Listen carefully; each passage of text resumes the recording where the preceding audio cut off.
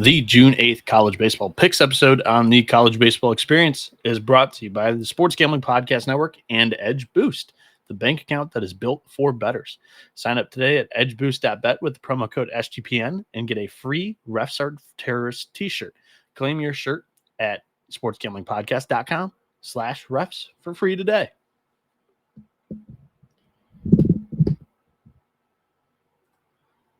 And welcome in to the College Baseball Experience. Myself, Noah Bieniek, kind of run through the entire June 8th college baseball slate today. We had an action-packed 8 games yesterday. We will have there was one team that punched their ticket to Omaha.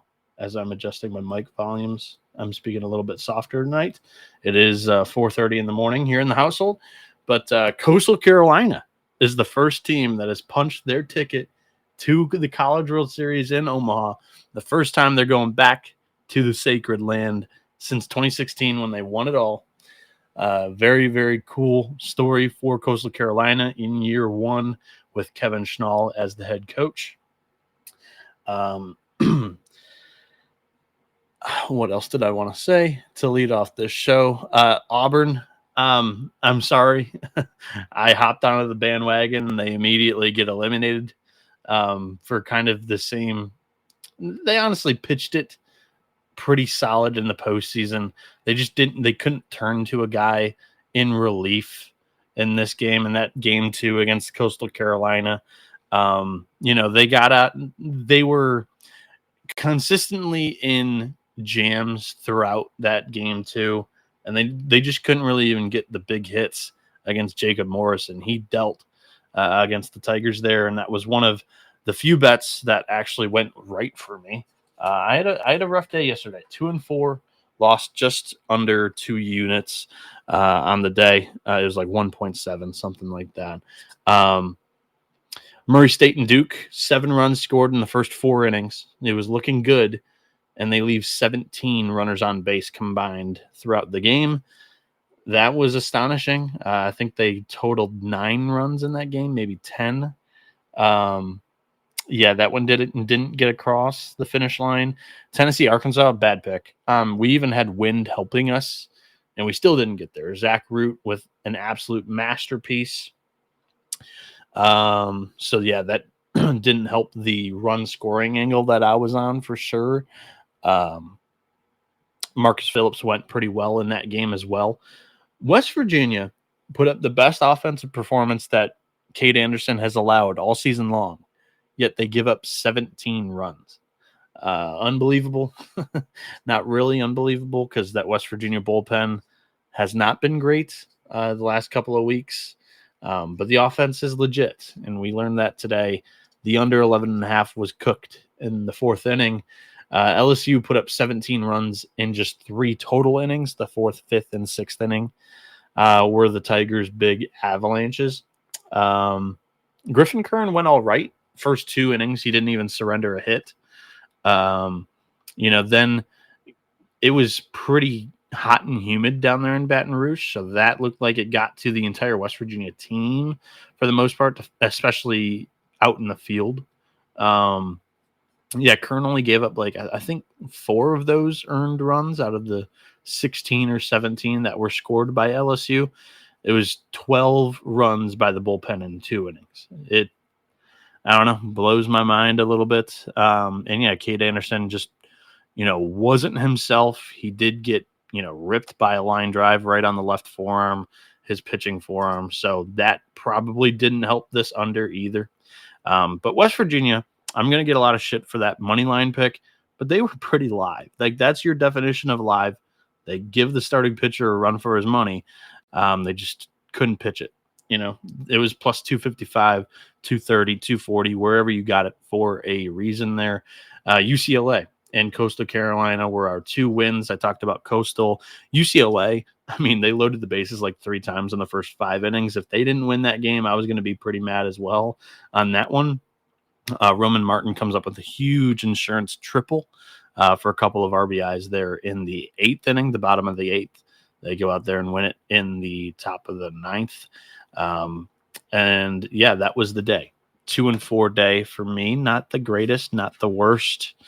Thankful for the 2 wins, but tough day for your boy to go on VSiN twice and give out a couple of losers. What's going on to the chat? What's up? We've got over 10 of you at 4:30 a.m. Not bad at all. Not bad at all.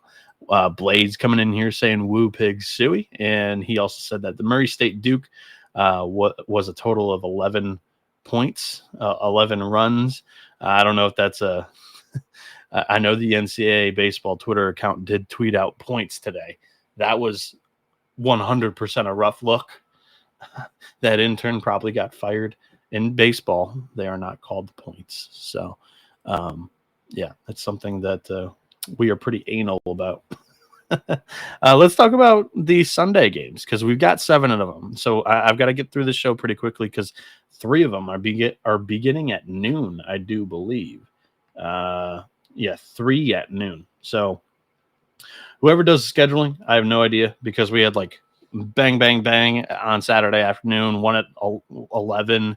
There were 3 or 4 games going on at the same time early in the morning, in the afternoon, and then just none. Like it was very staggered at the end of the night. Truthfully, I'm not a fan. Just give me like 2 every window rather than all of them front loaded in the beginning of the slate. But we're getting that again here on Sunday. So let's just be happy that we're seeing 7 baseball games instead of 4. I am excited about 3-game threes this weekend in the super regional round. Let's begin it in the Durham Super Regional, where Duke is hosting Murray State, but they will be the road team in this one. The Racers will be home.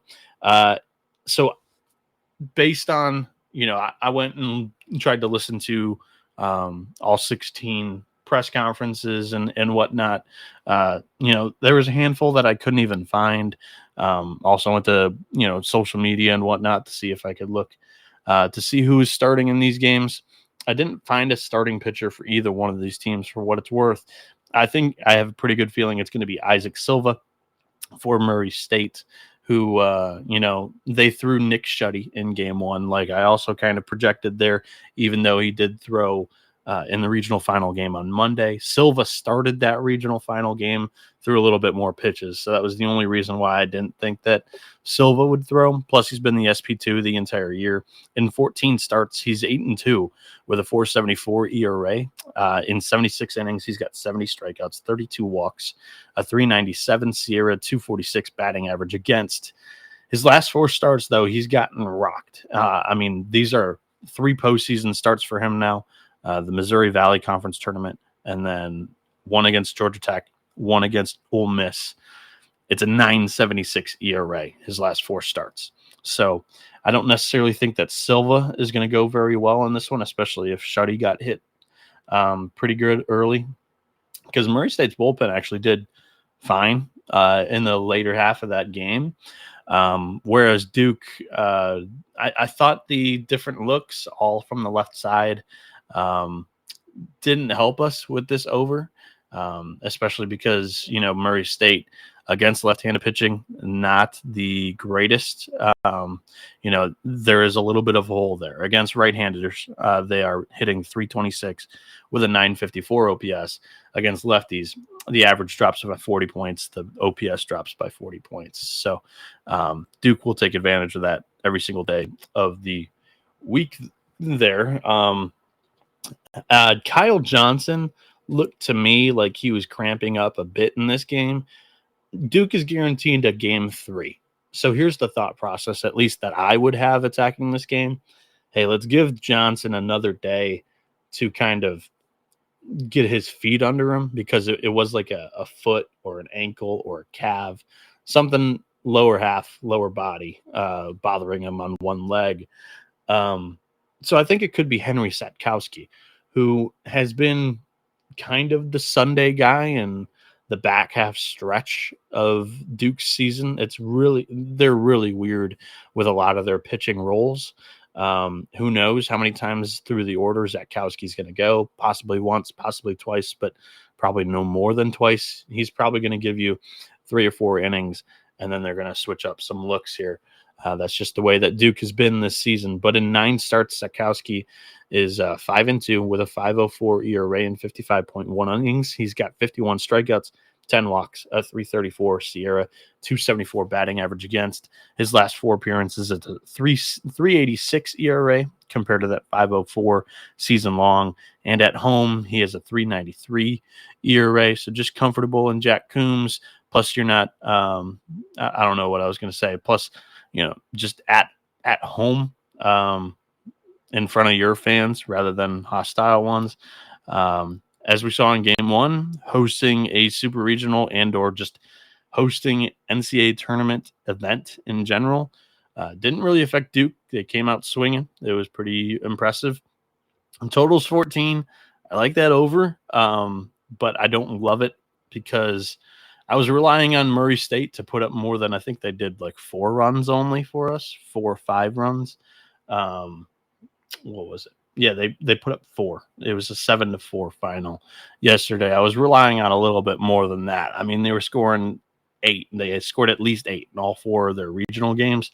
I like that over, but I don't love it. I think Duke, more of a parlay piece than anything for today here. That's what I'll go with for the show. And then hopefully, unlike yesterday, where I said, North Carolina is a parlay piece. And then I just didn't find another one that I liked. Didn't even return to the parlay. It was a good thing, though, people, because I was, thinking that Arizona played pretty well in that game 1, even though it wasn't 18-2 score.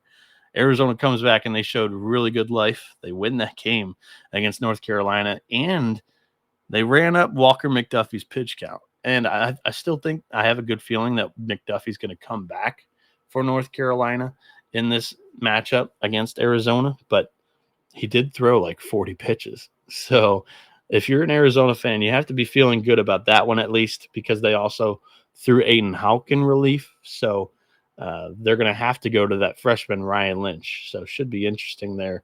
But to wrap it up, Duke minus 298.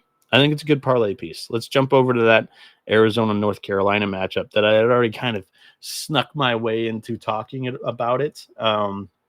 Arizona wins 10-8. North Carolina put up 4 runs in the 7th inning to take like a 6-4 lead. And then Arizona puts up 4 runs in the top of the 8th to take an 8-6 lead. Just a lot of scoring in the back half of this game. Both offenses have put pretty good damage into the bullpens. Tony Pluta went pretty well for North Carolina, completely or for Arizona, completely shutting down North Carolina. But his pitch count, he did throw the most pitches he's thrown all season long. So not quite as confident in Pluta coming back and throwing on Sunday. Whereas I know that Scott Forbes, North Carolina's head coach, said that McDuffie will throw. He has a pretty good feeling that he'll appear once again on Sunday. And he said he'll throw a little bit better than he did on Saturday. So if you're a bettor, I think that's reassuring. Like I'm a bettor. I think that's pretty reassuring. I'm a guy holding a North Carolina national championship future. I think that's pretty reassuring. I also am a guy that's holding an Arizona national championship future. So I'm kind of split on what I even want to do in this matchup. The projected pitching matchup for this one, both coaches have named a starting pitcher for this one. You're looking at a battle of freshmen, right?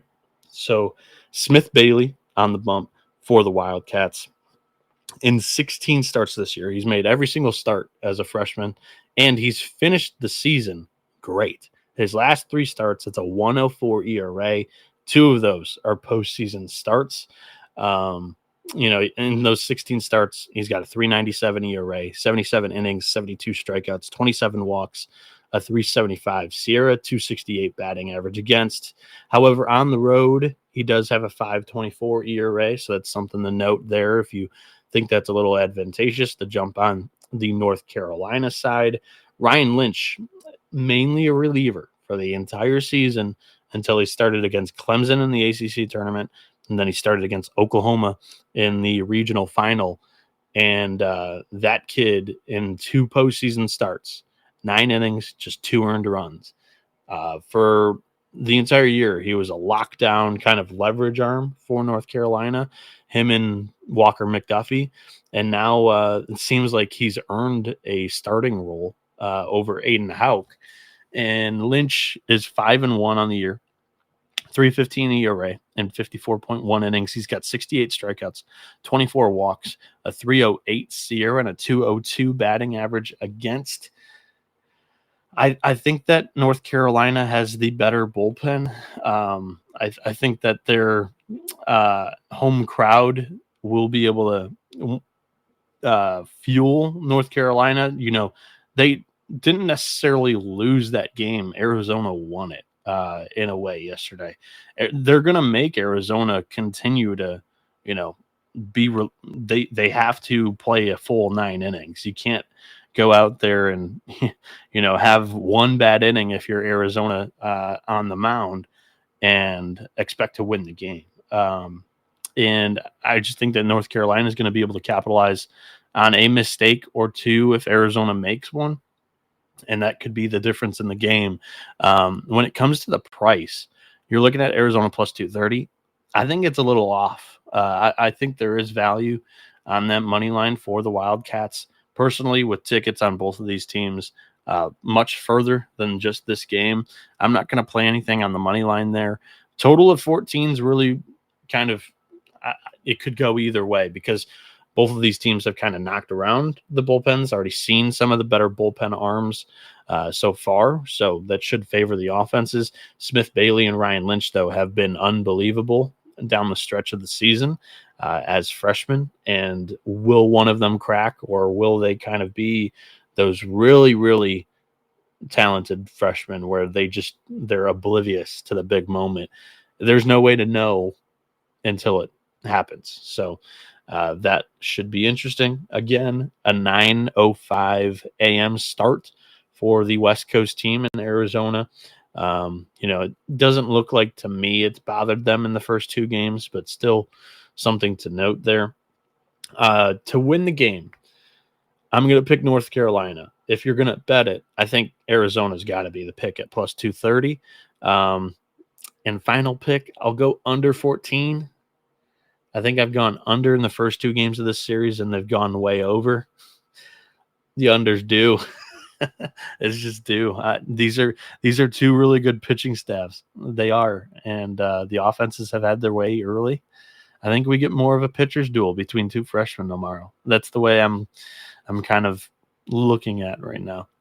The other noon start time we're going to see is Miami and Louisville. So Louisville was up early in this one against Miami, and then one little pickoff at second base changed the entire, you know, flow of the way that this game was going. It looked like Louisville could start counting outs, and then all of a sudden, like a tidal wave, Miami takes advantage of a couple of mistakes from Louisville, and I think they hit a bomb or 2 in the next couple of at bats, and the Hurricanes take game 2.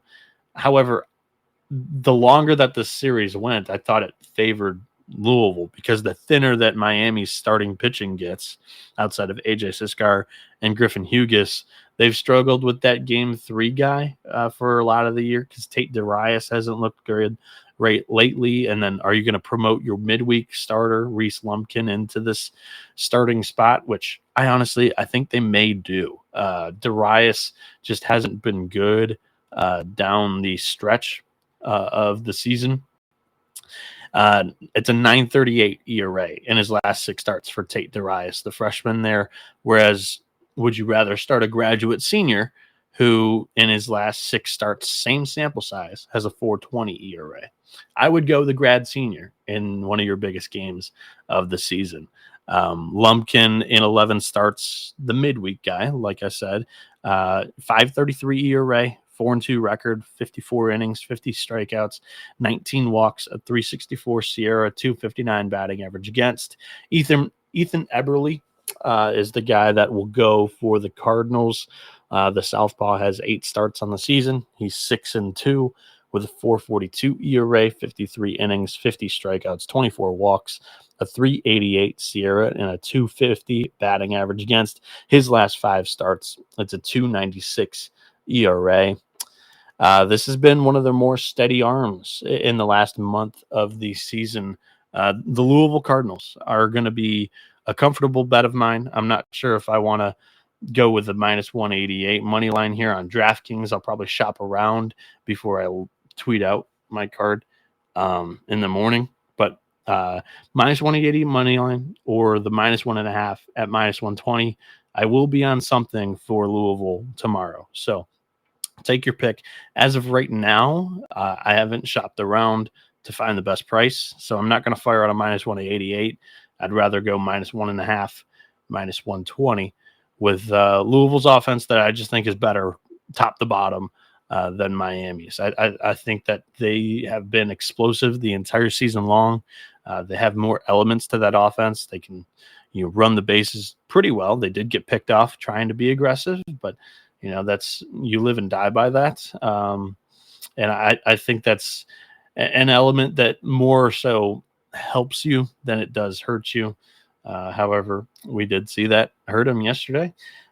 Should be interesting. If Darius is on the mound, I love this.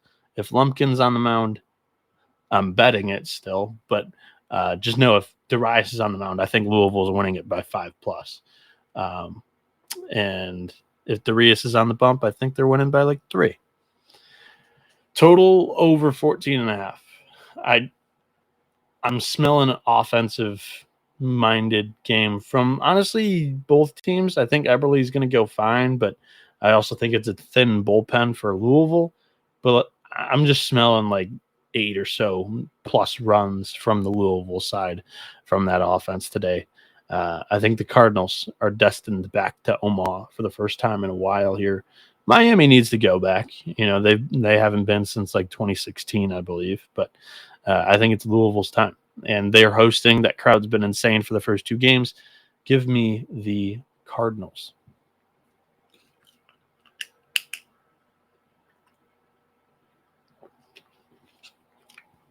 Checking in with the chat over here on my right. Chris Gomez says these are his picks. Helms saying, what up, Noah? Let's cook. Luke Martin, a little bit sad about North Carolina's Game 2 loss. Hasty chanting on the Wildcats. He said Arizona plus 3.5 there. Yeah, that's not a bad look either, right? Is it plus 3.5? Yeah, it is. Not a bad look for Arizona. That's probably the best way to attack that game. We got, chat rolling along here at 4:50 in the morning. We've got 30 people watching live on YouTube. Shout out to all you guys. I love it. Love that the game is growing, and I love that you're supporting us while that game and this market continues to grow.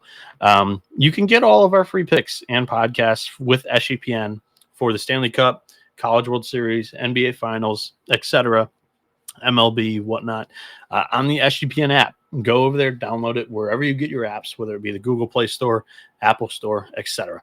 And we're also brought to you by Edge Boost. It is the first ever bank account that is built for bettors, ensuring that all gambling transactions are approved. There are no usage fees, there are no minimums, and you can get easy cashback rewards today. Use a 100% approval.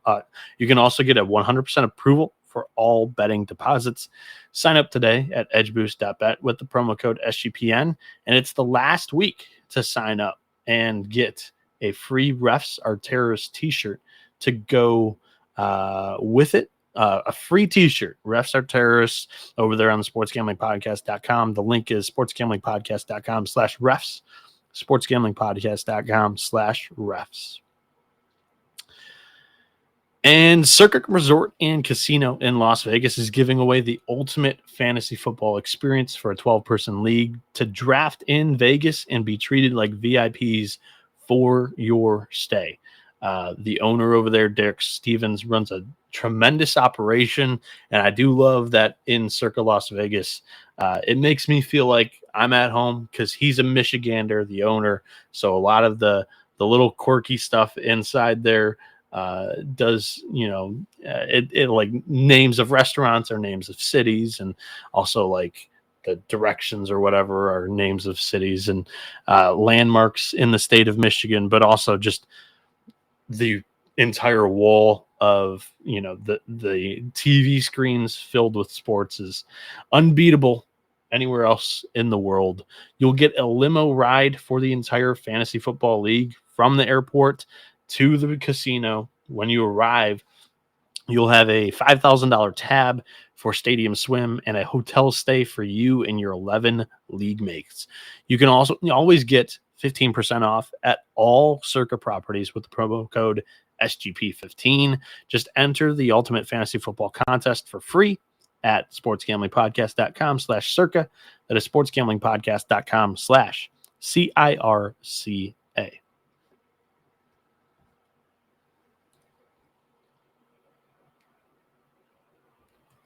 And we're back here on the College Baseball Experience. Myself, Noah Bieniek, running through the entire slate for June 8th in college baseball. The Super Regionals will see 3 teams punch their tickets to Omaha here on Sunday. Will one of them be Arkansas? This is a game. We've got 2 games that are first pitch at 3 p.m. Eastern. Arkansas, Tennessee. A big one. This game 1 did deliver yesterday. We had a closely contested 4-3 ball game in that one.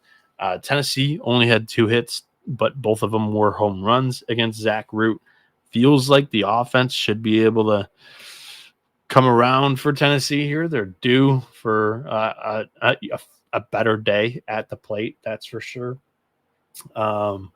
Marcus Phillips had a good day on the bump for the Vols as well. As I look to see, check one thing real quick. Nobody really burned out of the bullpen for either one of these teams. Either one of them could return anybody. Gabe Gackle was the one that had the most pitches out of the pen with just 25 for Arkansas. So Gage Wood and Liam Doyle are the 2 projected pitchers for this game by both coaches in press conferences. So Gage Wood, in 8 starts this season, has thrown 25.1 innings. He's got a 5.33 ERA and 50 strikeouts, 5 walks, a 0.31 Sierra. This guy just does not get hit. It's either walk or sure, he can get hit, but very little has been, hard contact against Gage Wood. He's been really great coming off of injury for the Razorbacks. However, his last 3 starts have kind of been his worst of, his comeback, I should say. His last 3 appearances, it's a 7.36 ERA. And for Liam Doyle, he's already faced this Arkansas team once, 5.17 road ERA. In that game against the Razorbacks, he threw 4.1 innings, gave up 8 runs, 6 earned on 11 hits just 3 weeks ago against the same offense that hits left-hander pitching really, really well. They're one of the best offenses against left-handed pitching, if not the best, hitting 352 with a 1059 OPS. That was the handicap yesterday on the over. I'm going to go right back to that over with Wood and Doyle on the mound. Wood not necessarily in his greatest form. Doyle not necessarily the greatest away from Lindsey Nelson Stadium and the home fans that just kind of, energize him and that entire team. Arkansas may have pushed the right button yesterday, though, where Tennessee could come out pretty fired up with a flame under their ass here. I would not be surprised at all with the way that, Zach Root was treating a couple of the hitters. But in 16 starts this year, Doyle is 10-3 with a 2.84 ERA, 92 innings. He's got 158 strikeouts with 30 walks and a 110 Sierra, 178 batting average against. Like I said, I just feel like Tennessee's offense is a little bit due after a rough outing yesterday. They're getting Gage Wood, who I should look this up because one of the last 3 starts was against Tennessee. I'm surprised I didn't write it down. Let's go find out how he did against Tennessee real quick. When he saw these Volunteers 3 weeks ago, he threw just 3 innings, giving up 7 hits and 2 earned runs. That game finished 8-4. Arkansas won it. So again, 12 runs in that matchup. Our total set at 10 in this one. I like the over, and I think Tennessee's got a good chance to win it. Arkansas and Tennessee's bullpens both fresh. It's really just who takes control of the game early is going to be able to win it. I think Liam Doyle should be able to go a little bit better this time around. But the handicap's that he doesn't pitch tremendously well. I mean, he just had an outstanding weekend last weekend, through 130 pitches ish, coming back on 5 days rest. I got a good feeling that we're going to see some runs. That was the handicap yesterday. I thought that Doyle had a great chance of throwing. He did not. I still liked it with Marcus Phillips on the mound, but not nearly as much as it would have been with Doyle. Now we're getting a lower total. I still think that the ball is going to fly at Baum-Walker Stadium. So give me the over 10 in this. I feel pretty good about the over once again. I'm doubling down. The entire series 3 weeks ago when these two teams played were over 12 runs. 12 runs or more in all 3 games. That's with fully healthy bullpens, all that shebang. So over 10. I'm doubling down on the Arkansas-Tennessee series, and I think Tennessee wins this game. We see a highly anticipated Game 3 between these two squads.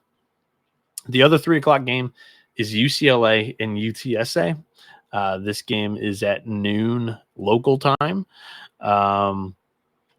UCLA is minus 135, UTSA plus 105, total of 12.5.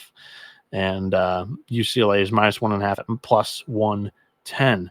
The projected starting pitcher matchup in this one was a little bit harder. John Savage, the head coach of UCLA, was playing coy. And I was unable to find a UTSA post-game presser. Come on, UCLA, help me out. Post the UTSA one, too. Don't just be homers. Because who knows if UTSA had somebody travel out to LA and then video it and whatnot. So I didn't see anything on who they would possibly start. For UCLA, their second best starting pitcher throughout the second half of the year has been Landon Stump. At home this season, just like this UCLA team, much better compared to on the road. 288 home ERA for Landon Stump. However, in the postseason, including one home start, he has a 10.47 ERA. That's one start against Nebraska and then one start against Arizona State. So not great. But in 16 starts this year, he's 6-1 with a 4.80 ERA and 69.1 innings. He's got 57 strikeouts, 36 walks, a 4.72 SIERA, which is not great, with a 4.8 ERA on the entire season, and a 250 batting average against. For UTSA, it's between Connor Miles and Braylon Owens. To me, the entire season, I have liked Braylon Owens a lot. He's honestly a very fun pitcher to watch. Connor Miles in his last 3 starts has a 6.59 ERA on the road. It's a 6.03. Not necessarily, if you're UTSA, you're not necessarily avoiding anything. You're just pushing that off one extra game. But I think you got to reward Braylon Owens with the start here. He's been with the program for a while. I believe he's a senior, maybe even a grad. His last 4 appearances, it's a 1.93 ERA. So he's definitely got Miles beat when it comes to recent form. In 14 starts, he's 7-2 with a 4.38 ERA in 88.1 innings. He's got 97 strikeouts, 38 walks with a 3.52 SIERA and a 2.16 batting average against. The bullpen's definitely better for UCLA. They've got some weapons that they could deploy here. They did use their closer, at least for the 9th inning yesterday. How many pitches did Easton Hawk throw? Yeah, he only threw the 9th through 12. They didn't burn anybody. UTSA probably burned their closer, Robert Orlowski, for this game, which is not the greatest news. He threw 47 pitches yesterday. Probably not going to come back and throw again today. Most likely will come back in a game 3 if necessary type of deal. So yeah, this one is going to be pretty interesting. From a roadrunner standpoint, like I think of Owens throws, I definitely like them early on in this one. It's probably more of a first 5 play. If Miles throws, I'm not necessarily loving the entire outlook for them on the mound. I feel like they're kind of vulnerable in this matchup with the way that UCLA has been sticking it lately. That offense was humming once again. Like I said, they left plenty of runners on base. Plenty of opportunities were left on the table in that matchup against UTSA yesterday. It's also going to be interesting to see which team's better on the short turnaround, because they did wrap up at like 9 or 10 p.m. 9 p.m. local time for me. So that was 6 p.m. for them. And then they're going to begin at noon for them. So they'll have 13 hours in between the games, which I guess is normal for some teams on the weekends when they have a Friday night game and then a noon start for Saturday or something like that. Talking in circles because I do not have a strong pick for this matchup. I think that UCLA ultimately wins the series, but when it comes down to this matchup specifically, like Landon Stump in the 2 postseason games, maybe the moments got to him, but he has pitched a lot better at home. Braylon Owens, I know, if you go out there and shove against Texas, UCLA is going to be no issue. But is Owens going to start? That's the biggest thing for me here. I think my favorite pick for this game is probably going to be the over 12.5. I think that's what I'm going to go with. And then I think the game's properly priced. UCLA minus 135 and the plus 105 on UTSA. Oh, I'll go Bruins minus 135, but I do not love that pick at all there. Brandon Rojas, he says he's having ice cream and listening at 5 a.m., my friend. That is a great combo. Hopefully it's more like 2 a.m. for you on the Pacific Coast and eating some late night ice cream. Hasty says some of Noah's baseball videos are doing thousands of views. It's pretty awesome. I agree. It's very awesome. The game is growing. The market's growing. There's more of a demand for this stuff, and that's incredible. And I'll be out in Omaha this year too. So it's all clicking at the perfect time. Hasty. Yeah. Yep. Should be fun. I cannot wait to watch some good baseball out there in the middle of America. And let me tell you about Rhythm, because you've heard us at SGPN talk about them before. They just dropped a game-changing feature called Power Trends as well. These are AI-detected patterns where Rhythm's model has consistently won and has a high ROI. Power Trends are updated daily, and they're exclusive to Rhythm. There are no touts, no noise, just clean data-backed bets. Download the Rhythm app today, check out Power Trends, and start betting smarter, because you know that we will be. Get your 7-day free trial today at sportsgamblingpodcast.com/rhythm.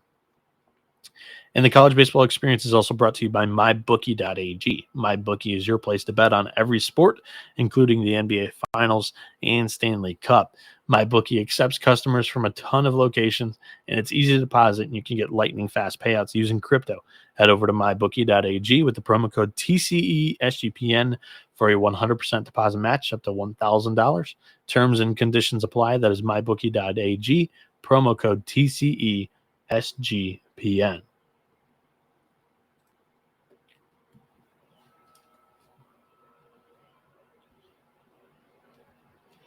And we are back here on the College Baseball Experience. Myself, Noah Bieniek, running through the entire June 8th college baseball slate for Super Regionals. We'll see 3 teams punch their tickets to Omaha this year, and possibly more. We could possibly see up to 7 tomorrow.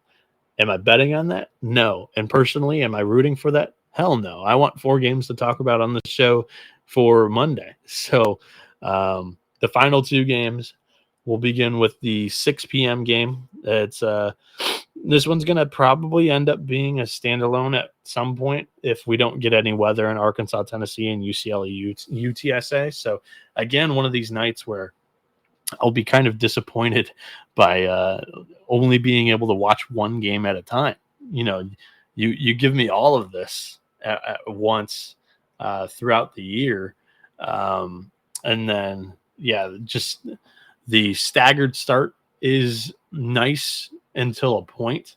I just hate how they throw everything at the beginning of the day. 3 noon games. Give me 3 at 7.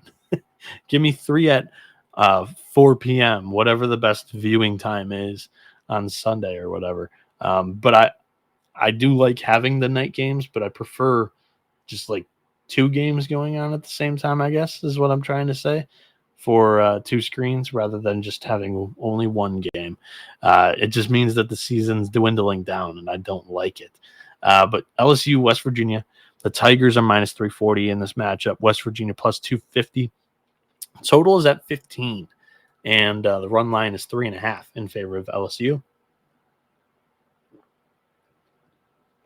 Anthony Ianson is going to be on the bump for LSU. And man, oh man, down the stretch of the season, this guy has looked like the best pitcher in the country. His last 8 starts, it's a 1.20 ERA, a 1.73 ERA at Alex Box Stadium at home here. They are playing at home as the designated road team in this matchup against West Virginia, for what it's worth. West Virginia probably going to go with Jack Kartsonis. They could go with Chase Meyer, but in that Clemson regional, they started Kartsonis, and then they used Meyer in relief. So who knows what Steve Stavins over there is planning on doing with his rotation here. But they've got good options at the beginning of the game. As the game goes on, not necessarily anymore. So kind of learned the lesson with this first game with their ace on the bump and Griffin Kern. He threw pretty good, but it's probably a first 5 money line on West Virginia or nothing at all. Ianson on the year is 10-2 with a 2.50 ERA and 93.2 innings. He's got 135 strikeouts, 32 walks with a 2.07 Sierra, 2.09 batting average against. Kartsonis has a 6-3 record with a 2.94 ERA and 64.1 innings. He's got 76 strikeouts, 16 walks, a 2.66 Sierra, and a 2.36 batting average against. His last 4 starts, it's a 5.07 ERA. I think LSU's winning. I do think they are going to win this matchup. 15 is a lot of runs, but it is going to be pretty hot once again. Ball is going to be able to fly in the warmer weather. LSU's offense, found it for 3 innings. As I've mentioned, they have the tendency of sleepwalking. West Virginia's pen didn't look bad in the 7th, 8th, or 9th innings, but we know that it hasn't necessarily been great, and they were using guys that they barely use because the game was already way, way, way out of reach. So it wasn't a great finish for LSU's offense whatsoever. They just had 3 big innings. West Virginia kept sticking it throughout the entire game. They just gave up 16 runs. They put up 9, which is pretty impressive. I am not firing on an LSU minus 3.5 in this one. Parlay piece could be interesting because I feel like if they win, West Virginia should be competitive once again. I don't think they're going away.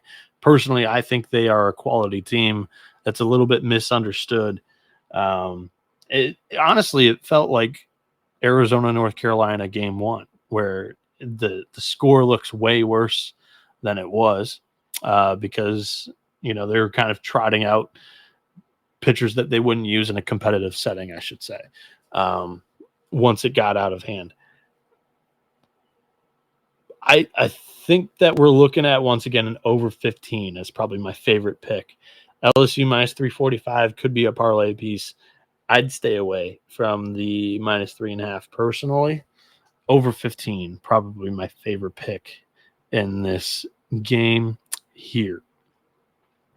Yeah.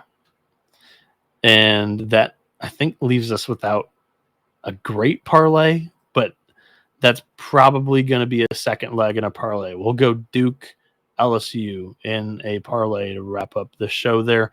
But we've got one more game to talk about. 9 p.m. A ticket will be punched in Corvallis for Omaha between either Florida State and Oregon State.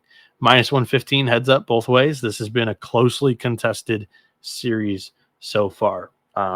Florida State has honestly been winning the series by about, I would say 14 innings to 4.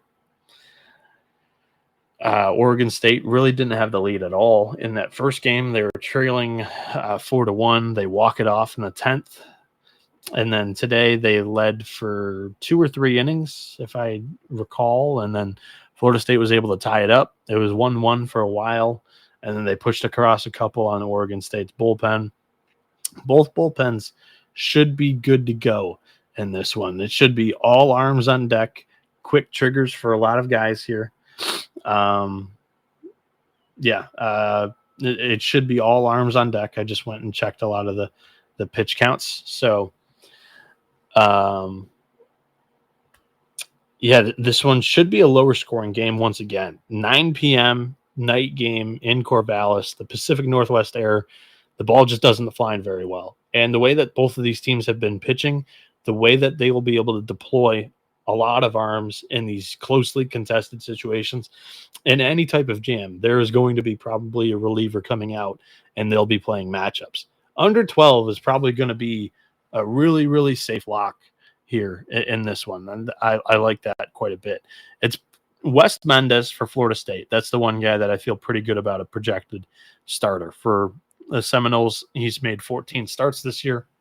He's 7-2 with a 4.35 ERA in 72.1 innings. He's got 83 strikeouts, 37 walks, a 3.52 SIERA, 2.23 batting average against his last 4 starts. He's been solid with a 3.70 ERA, and the bullpen has been bad for Florida State this year with a 5.87 bullpen ERA coming into the tournament.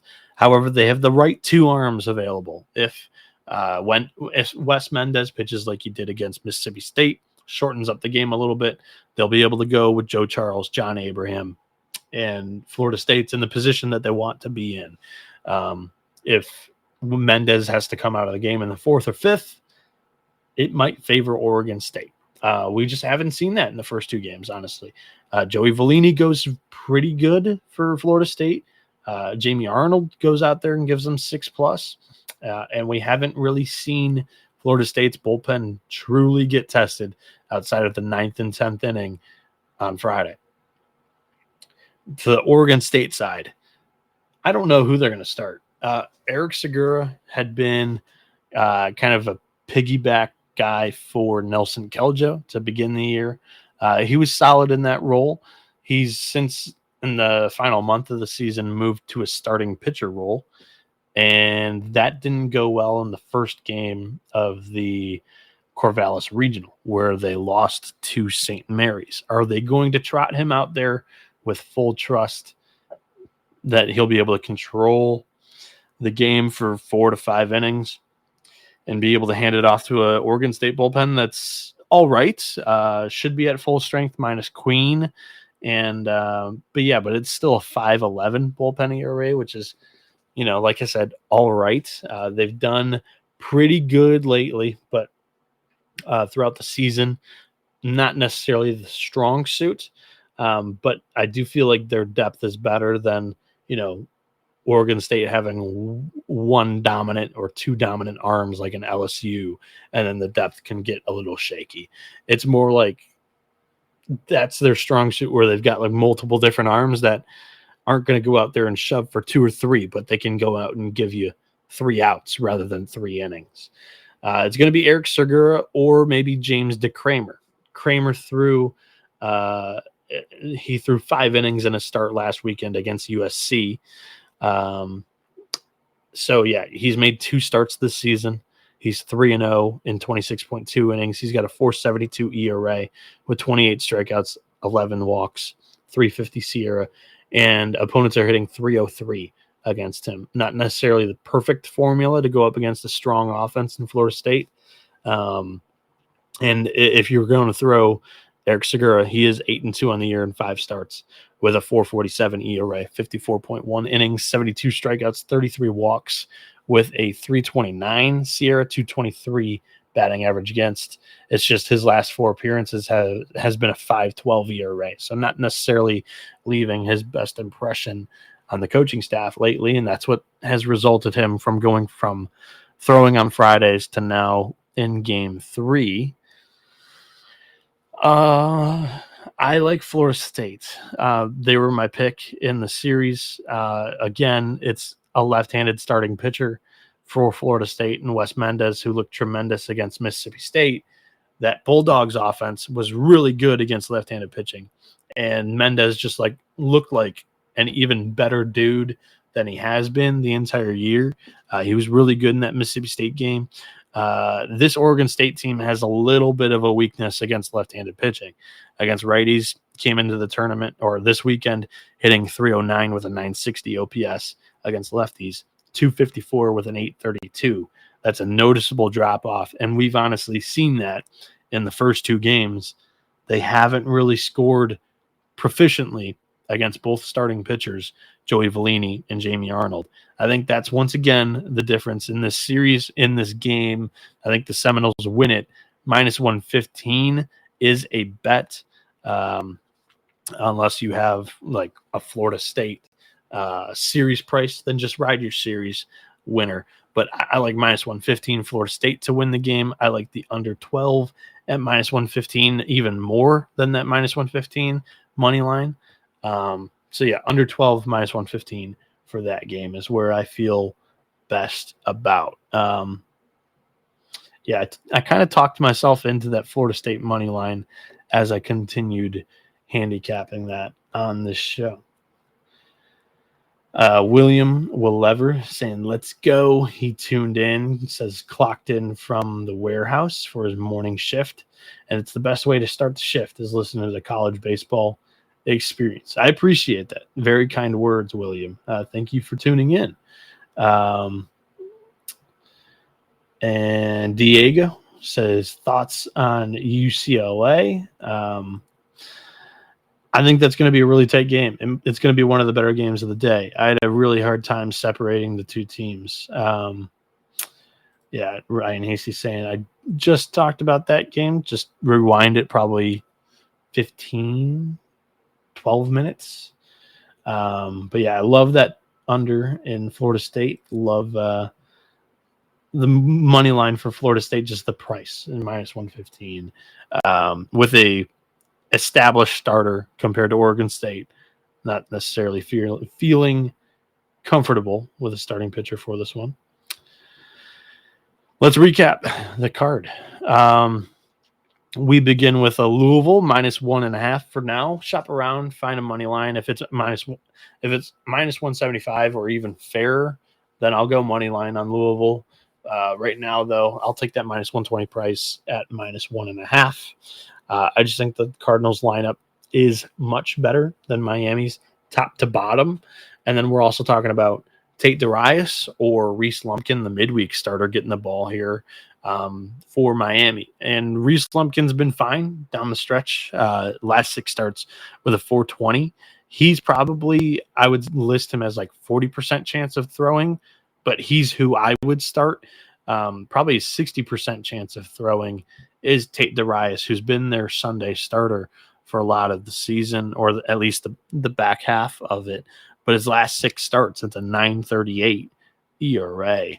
Hasn't looked tremendous there for the Canes, Who they're going to throw, I'm not quite sure.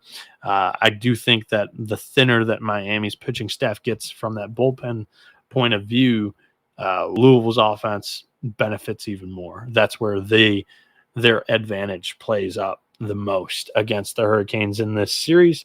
I like Louisville at -120 in that rowdy Jim Patterson out atmosphere.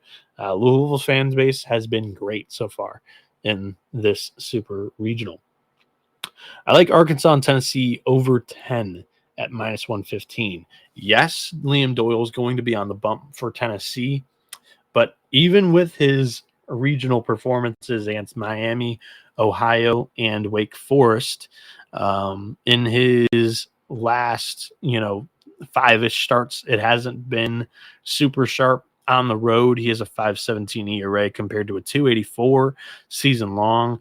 3 weeks ago against this same Arkansas team, he only threw 4.1 innings with 8 runs scored, 6 earned on 11 hits. And then Gage Wood's going to get the start for Arkansas. He didn't make it out of the 4th inning against this Tennessee team 3 weeks ago. His last 3 starts, he has a 7.36 ERA here. So I feel like Tennessee's offense is somewhat due. They only had 2 hits yesterday. Both of them were tanks. I feel like it's an offensive atmosphere waiting for, a little bit of a more offensive suited game after a good pitching duel yesterday. In what was, the wind was blowing out. We had a ball that was hit 84 miles an hour get over the fence yesterday. I feel like we're due for offense here. That was the handicap yesterday, still is the handicap today. All 3 games in that series 3 weeks ago were scored 12 runs or more, and we're getting that total at 10. Give me the over. Next up for me, it goes to that Florida State-Oregon State game. I went from hemming and hawing on the money line to all of a sudden, I love the under, period. Both pitching staffs, outside of their first 2 starters that they've used, are at full strength, basically. They'll be able to throw any and whichever arm in whatever matchup, whenever they want. At any point when somebody gets into a jam, you're going to see a quick trigger. This happens in baseball in the postseason all the time. Some starting pitchers only go 2 innings in these type of games, and they really play matchups with bullpen guys. However, so that's the reason for the under. And also the Pacific Northwest air. It's thicker. Ball doesn't fly as well. At Goss Stadium, typically plays pretty big at night. 9 p.m. Eastern start, 6 p.m. West Coast. I like the under 12. I like it a lot. That's probably my favorite play today, for what it's worth. And the -115 on Florida State is a play for me because they are comfortable in, an established starting pitcher in Wes Mendez, who has thrown, he's started 14 games for this Florida State team. He's looked really good in a postseason start already against a solid team in Mississippi State that rakes against left-handed pitching. His last 4 starts, he's got a 3.70 ERA. And like I said, he looked good against the team that had really good splits against lefty in Hail State. Oregon State has much worse splits against lefties. 254 batting average, 832 OPS against Southpaws compared to a 309 average, 960 OPS against right-handers. So I like Wes Mendez to be able to control the game script long enough, to keep most of the bullpen out of it for Florida State. Like I said, if Mendez gets into the trouble, Link Jarrett's going to deploy a matchup that he feels best about. That's just postseason baseball. However, Oregon State, on the other hand, you're either starting Eric Segura, who's only started 5 games all year, or James DeCramer, who's only started 2 games all season long. Segura did not look good in his 1 start in the regional. Oregon State's only played the 1 weekend of postseason games too. So all these arms have really only thrown in the postseason atmosphere once. Segura did relieve in the one of the regional final games against USC. So he did kind of be able to gain some confidence. He did go all right against the Trojans, but his last 4 appearances, it's a 5.12 ERA. DeCramer threw 5 innings in a start last week against USC. You're probably going to see him at least in some form or fashion in this game. He's only made 2 starts, though, this season with a 4.72 ERA and 26.2 innings. How and when they deploy these guys, it's truthfully up to Mitch Canham and Oregon State. But at minus 115 with an established starting pitcher, the better offense in this matchup, and we've seen Oregon State against 2 southpaw starting pitchers for Florida State already not do so great. Give me Florida State minus 115. I think it's a very fair price on what should be a small edge that we have with the Seminoles. That's every straight play that I like. The parlay is Duke and LSU, and that comes out to being minus 139. Not the worst thing in the world. Again, I don't give out these 5-legger lottery ticket parlays, but I do feel like Murray State's pitching staff is not good enough. And also they have a little bit of a hole in their splits that, in game 1, Duke was able to kind of exploit it. Murray State only put up 4 runs. The offense looked somewhat human for Murray State here in this matchup against the Blue Devils. They only put up 4 runs compared to the 8 per game at least that they were putting up in Oxford. So Duke feels like a good leg. LSU, the more reliable team throughout the year at home, Alex Box Stadium, just rowdy ass atmosphere. I'm sure West Virginia loves playing in it, but they didn't love the heat. Steve Sabins was talking about it in the press conference in that one. I just feel like the bullpen for West Virginia has not been tremendously reliable for them lately. So LSU minus 345. I don't love that price single or even a LSU minus 3.5. I don't think this is going to be a comfortable win for the Tigers, but I do think it's fine for a parlay piece. So Duke LSU minus 139 there. We have Sawyer Ebert tuning in from Hawaii, saying it's not even midnight here. Why are y'all still up? This is what I do, my friend.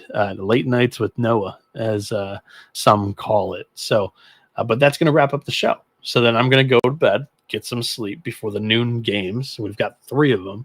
I'll have Squeeze Play on in the room TV. Won't have to leave. It should be outstanding. I wish you all the best of luck to those who tailed the picks that I gave out on the show. I appreciate you all watching live as well. We had 45 of you live. The audience, like Hasty was saying in the live chat, the audience in general has been tremendous on these videos. Thank you all for tuning in. Honestly, it's been 1,000 views per postseason, per tournament video. So I absolutely love that. I appreciate all the attention that you guys have been giving me during this big time of the year for the sports. It's good to see that, and evidently on the numbers and everything, that 1, the show is growing, 2, that the game is growing. Absolutely love it. Thank you all very much for allowing me to do this, for pretty much a living, part-time at least. And then college basketball begins. And yeah, that's where we really rake it in, right? That's where TCE is strongest. So the college basketball season is only 5-ish months away. Crazy. But that's going to wrap up the college baseball experience today. You can follow me at NoahB77_. I'll be tweeting out an official card whenever I get that thing situated. You can follow the show at TCE on SGPN. Again, if you follow me on social media, you'll be able to follow, I'll be live tweeting some highlights or whatever, but also when I'm heading over to Omaha, a lot of the content that I'm going to be doing there, it'll be straight to Twitter pretty much immediately. So should be plenty of fun. I cannot wait. Thank you all for giving me the platform to do this. And I just clicked over to check out some super regional prices. Tennessee plus 240 to win that series against Arkansas. Not the worst look in the world. Probably should have done that earlier. But that is for the people that tuned in at 1 hour, 4 minutes into the show. Thank you all. This has been the College Baseball Experience. You better start thinking about yours, and we are out of here.